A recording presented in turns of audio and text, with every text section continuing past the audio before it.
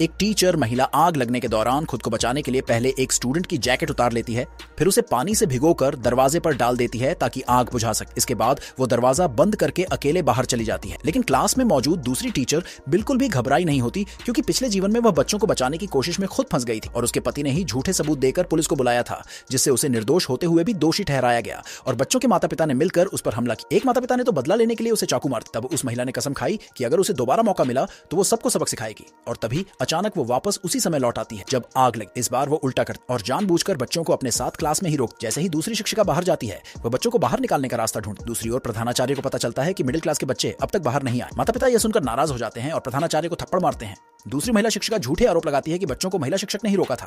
असल में सच्चाई यह थी कि महिला शिक्षिका बच्चों को बचाना चाहती थी, लेकिन कोई उसकी मदद नहीं कर रहा। वह बार बार गुहार लगाती है कि कृपया मेरे बच्चों को बचाओ, लेकिन सब उस पर आरोप लगाते उसे पागल कहा जाता। और जब एक व्यक्ति कहता है कि वह उसके पास सबूत है कि वह बच्चों से नफरत करती थी, तो और लोग भी उस पर झूठे इल्जाम लगाने लगते। उसके पति का भी कहना होता है कि वह बच्चों को जानबूझकर मरने देना चाहती, क्योंकि उसने 3 बार गर्भपात और कभी बच्चा नहीं चाहा। लोगों की भीड़ उस पर टूट पड़ती है और कहती है कि उसने जानबूझकर बच्चों को जलाया और उसे सजा मिलनी चाहिए। कुछ लोग उसे मारने दौड़ते हैं, कोई कहता है उसे फांसी दे। अभी वह चिल्लाती है कि कोई सबूत नहीं है कि उसने आग लगाई, लेकिन भीड़ उसे सुनने को तैयार नहीं होती। आखिर में पुलिस आती है और उसे गिरफ्तार कर लेती। लेकिन अंतिम दृश्य में वह महिला चुपचाप बच्चों को बाहर निकलते दे और मुस्कुराती है, क्योंकि इस बार वह उन्हें बचाने में सफल रही, भले ही उसकी खुद की बलि देनी पड़ी हो।